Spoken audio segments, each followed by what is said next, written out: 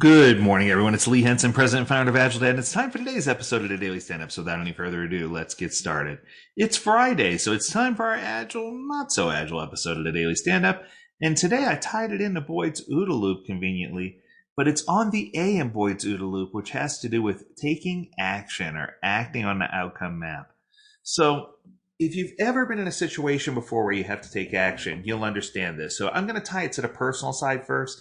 Then we'll tie it back into Boyd's OODA loop. So here we go. One of the things that I've noticed in families, in work groups, in situations where I'm coaching, in organizations, is that oftentimes when people make a decision, that's the hardest part until they have to take action on a decision. Then that becomes the hardest part. It's almost like trying to teach the difference between accountability and responsibility, where someone is accountable for making sure something happens and they take accountability or ownership. Responsibility just says, oh, I guess someone's got to do it, so I'm going to step up and do it.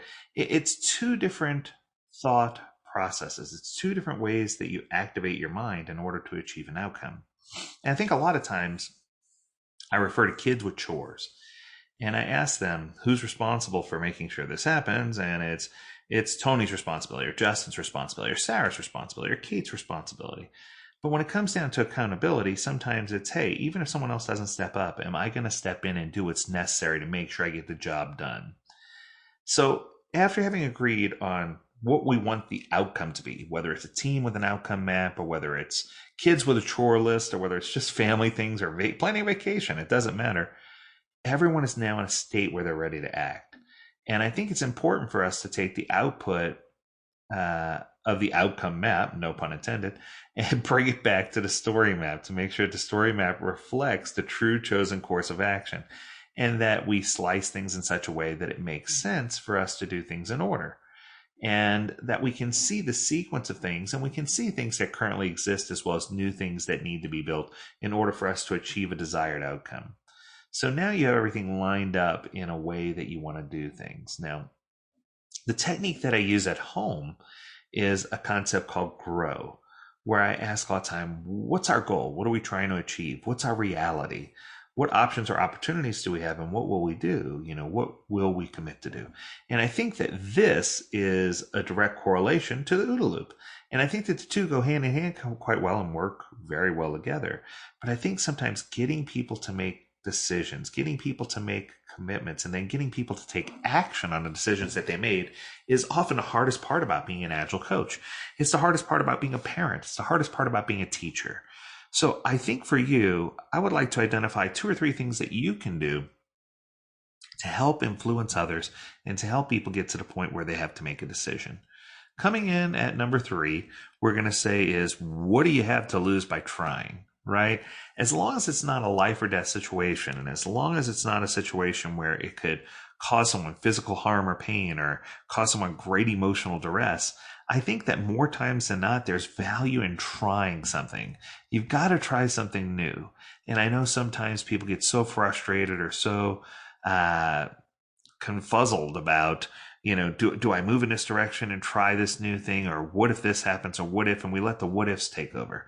And we can't let the what ifs take over. We got to get into a place where we can say to ourselves, hey, I'm going to take a chance. I'm going to step out on a limb and I'm going to try something.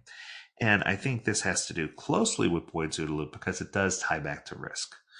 Number 2 is sometimes I would, and you've heard the old adage, I never ask you to do something that I wouldn't do myself. Sometimes we have to lead by example. Sometimes it has to be something that we'll do.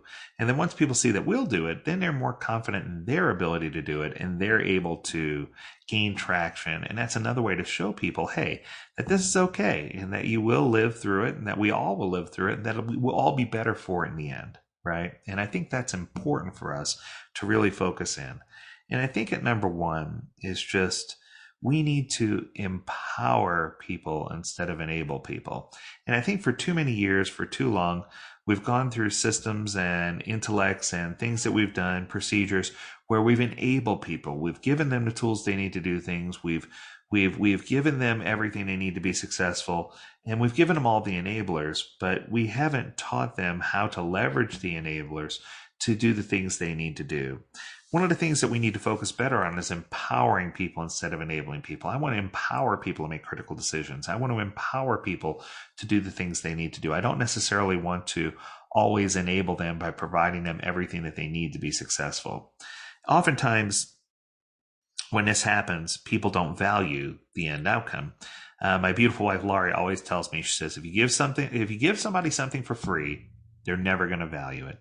They need to work a little bit for it. They need to pay something for it. They need to do this or else they'll never see value in what they receive. And whether it's valuing your time or whether it's valuing what you're trying to do, I think that you need to find value in your actions. So the action is the part that's the most exciting. It's the most exhilarating. It's the part that allows you to really act with confidence and know that what you're doing is going to make a difference in the world today.